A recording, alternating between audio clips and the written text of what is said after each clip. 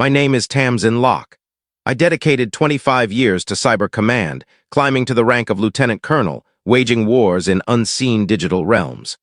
I unraveled terrorist networks, thwarted foreign espionage, and stood before senators in secret briefings, explaining terms they couldn't grasp. Yet nothing in those years readied me for the moment I stood on the pavement outside the home my grandfather crafted, feeling like an intruder. It was late September. I'd just stepped from a taxi, my discharge papers still crisp in my satchel, a heavy silence gripping my heart. The porch light blinked faintly, once a beacon of warmth, now a cold, watchful eye. My sister Delilah answered through the intercom. No greeting, no concern for my well-being. She stared down from the staircase and said, voice flat as slate, "I'm calling the cops." I thought she was joking at first. Then I saw her fingers poised over her phone, already dialing. "You can't just show up," she barked. "This isn't your place anymore, Tamsin. You walked away, you vanished." "I just returned from service," I said, my voice breaking, fragile as autumn leaves. "I thought I could see Mom." "She doesn't want you here," Delilah shot back, her face unyielding. "Neither does Dad." Then came words that struck deeper than any explosion I'd faced. "You're not in the will, you're not even on the title." Minutes later, a police car rolled up. One officer was young, the other older, with a military buzz cut and a slight pause in his stride as he saw my uniform. A flicker of recognition crossed his face. "Lieutenant Colonel Locke?" he asked. I nodded, but it didn't matter. "This property is registered to Delilah Thatcher and Richard Locke," the younger officer stated. "There's no record of your legal access." I stepped back as the gate locked shut. In that instant, I understood a war colder than any I'd fought had begun. This time, my enemies were my own kin, and I would not yield. I didn't drive off that night. I parked 2 streets away, sitting in darkness, my coat zipped tight, streetlights casting faint rings on the asphalt. My grandfather's house stood at the lane's end, its windows glowing a soft gold as if untouched by time. But everything had changed. The front yard, once alive with Grandma's roses, now bore a single sign, slanted in the dirt. "For sale, private listing." I stared until the words blurred. I hadn't wept in years, not during deployments, not when we lost comrades in Bahrain, not even when I returned to a barren apartment and a pension that felt more like a gravestone than gratitude. But that night something broke. The home meant to ground me, where I'd scaled oaks, learned Morse code with Grandpa, and slept beneath a constellation of stick-on stars, was being erased from my life. And those inside didn't seem to care. I stayed in the car until dawn. My uniform, still crisp from the discharge ceremony, pressed creases into my skin like accusations. I watched lights flicker on in the house as morning broke. A figure moved in the parlor. I recognized the posture before the face. My father, still lean, still rigid, as if he commanded empires in his dreams. He never glanced toward the road. I checked my phone, hoping for something. A note from Mom, a trace of recognition. There was only one unread message. No sender, just "return to base. There's nothing for you here." I let the phone drop into the console and stared at the dashboard until sunlight crept over the rooftops. I wasn't going back to base. Surrender wasn't in my blood. At 9 o'clock a.m., I entered a small diner off Jefferson Street. Ruth Klain was already there, seated in a back booth, her black blazer untouched by time since our college days. We'd shared a dorm room once, a fleeting bond cut short by duty and distance. When she saw me, her face softened, recognition, perhaps regret. She skipped pleasantries and slid her tablet toward me. "You'll want to see this," she said. The screen showed a real estate listing. 1450 Windmere Lane, my grandfather's address, listed under Ravenwing Holdings, LLC. "I didn't sign anything," I said. She nodded. "I figured." She tapped the screen, pulling up a property transfer filed 3 months prior. My name, Tamsin Locke, was listed as the seller. "That's not my signature." "No," she said softly, "it's not. But we'll prove it." And just like that, my war took form, not on distant battlegrounds, but in the tangle of family deceit, forged signatures, and a stolen legacy. I was ready to fight. We sat quietly for a moment, the diner's hum blending with the clink of mugs. Ruth had already gathered a stack of documents, transfers, notary seals, county filings. She moved like a lawyer who'd faced these battles before. I, meanwhile, felt like I was deciphering a foreign code, one punctuated by betrayal. "This notary," she said, pointing to the screen, "had their license revoked last year for falsifying vehicle titles. Same signature on your deed transfer." My jaw tightened. "So they didn't just take the house, they orchestrated it."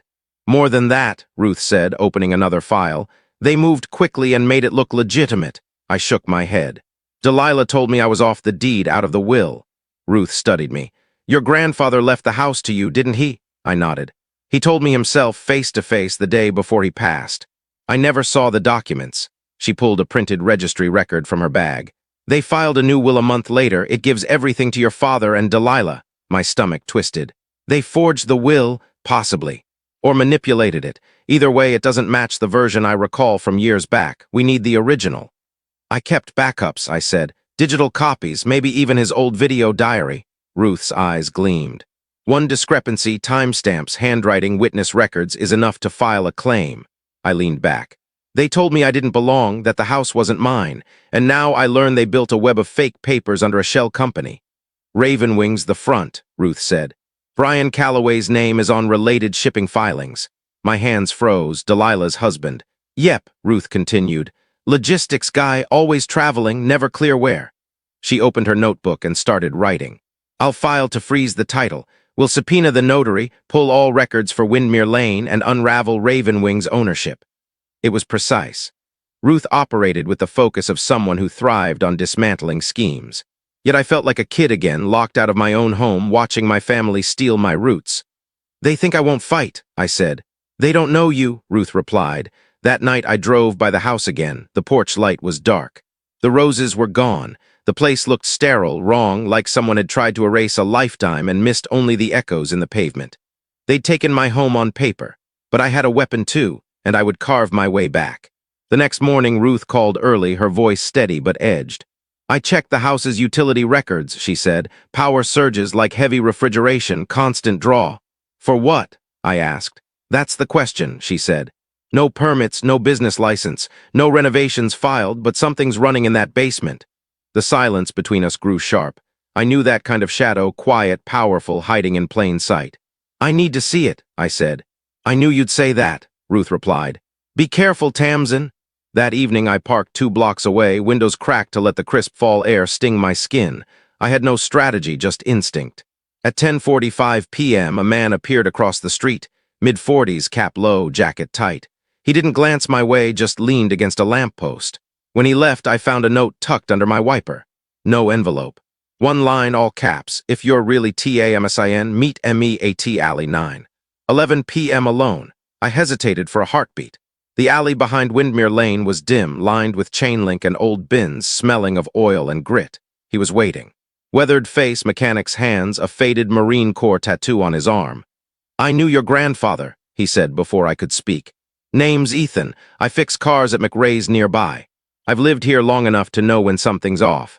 I watched him, trust slow to form. What did you see? They say you're troubled, combat stress, that's what your sister tells folks. I didn't blink. Let them talk. I've seen men at night, he said. Vans, no plates, always black, they back into the alley, unload crates, quietly. Always the same guy watching, tall, wears gloves, never talks. He paused. Your sister's husband, Brian. He's there every time. My chest tightened. Did you see what they brought? Couldn't get close, but it's not furniture. Crates go into the basement, then the power spikes. I gripped a small recorder in my pocket. I need to see it. That's risky, he warned.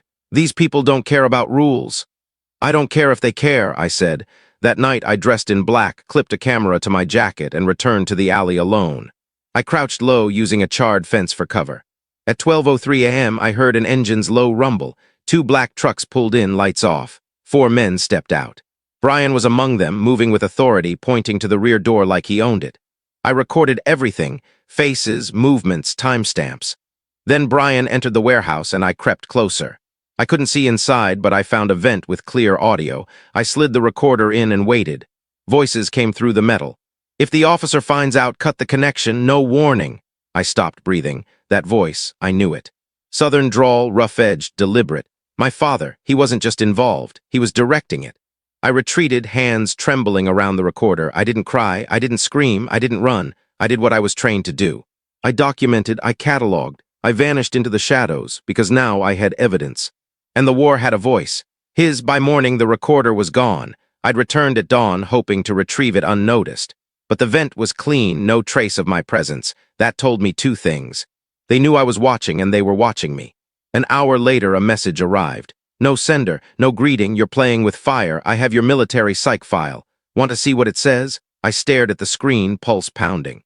Whoever sent it had access to classified records and they wanted me shaken. But they didn't know the soldier I was. I didn't delete the message. I sent it to Ruth and to Isaac NG, a cybersecurity expert I'd worked with in Ramstein.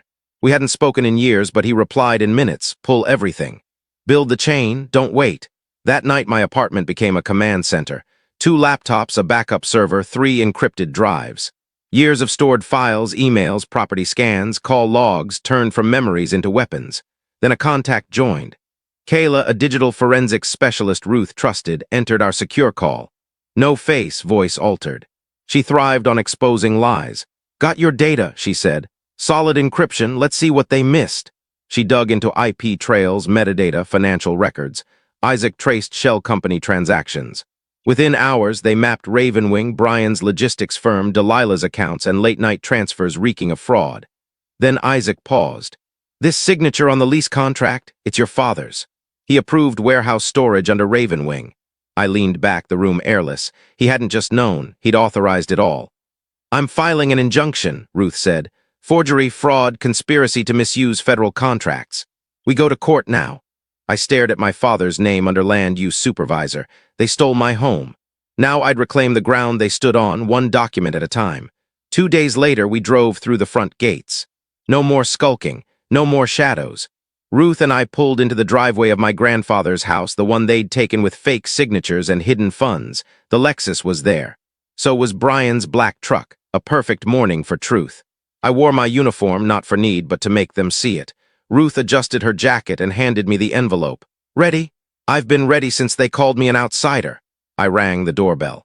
Delilah answered, her face polished, a rehearsed smile fading when she saw me. Her lips twitched. Then she saw Ruth and the envelope. Her face paled. We're serving you with a court injunction, Ruth said, placing the papers in her hand. All property transfers, leases, and financial activity tied to this address are frozen. The county knows. Delilah gripped the envelope like it might burn her. You can't do this. Brian appeared in the hall, his voice slick. You sure you want this fight, Tamsin? I met his gaze. I was trained for fights like this. I know how to navigate the dark, he smirked. You're unhinged. I've been cleared, I said. You'll see the reports in court. Ruth stepped forward. One more threat and we'll add witness intimidation. Delilah clutched the papers, desperate. This is our home. No, I said. It was mine before you rewrote my life. We turned and walked to the car. The door slammed behind us, loud and empty. In the car, Ruth exhaled. They'll retaliate. I looked ahead. They already did. Now it's our move. This wasn't about vengeance. It was about reclaiming my land, my truth, my name. The courtroom was still. No theatrics, just the steady rhythm of justice. I sat at the witness table in uniform, posture straight, medals gleaming, eyes steady. When the prosecutor asked me to recount the events, I didn't falter. They forged my signature on a deed to steal my grandfather's house, I said. They created false financial trails, siphoned federal funds through shell accounts, and used my military clearance to secure contracts they had no right to. Delilah stared at her hands. Brian whispered to his lawyer. My father, Richard, looked past me as if ignoring me would make this vanish. But it didn't. The judge examined every piece of evidence. Signature mismatches, IP logs, wire transfers, the notary's suspension, the audio, my father's voice, rough and unmistakable. If the officer finds out, cut the connection. Then the critical question came. In your view, Colonel Locke, the prosecutor asked, was this a deliberate conspiracy? Yes, I said. They didn't just erase my name. They exploited it, building a fortune on my silence. The court ruled. Delilah, 6 years. Brian, 8. Richard Locke, 10 years, no parole, no outbursts, just a pause, then the sound of lives collapsing under a weight they thought no one would lift. Outside, reporters gathered. I didn't speak to them, but I saw the veterans, some in worn jackets, some with canes, some nodding silently as I passed. One reached out, his hand firm. Colonel Locke, he said. You showed them we don't fade. I nodded. We don't stay erased. Weeks later, I visited the Defense Service library. It smelled of stone and memory. On the wall of honor, etched in black granite, was my name. Colonel Tamsin Locke, Cyber Command, 1998-2023. No one could take that. Not my father, not Delilah, not anyone who tried to make me forget my worth. I stood for truth, not revenge. I left the courtroom not with their house or their wealth, but with my name, my honor, and a justice that doesn't roar. It speaks with clarity, and in that silence I stood unbroken.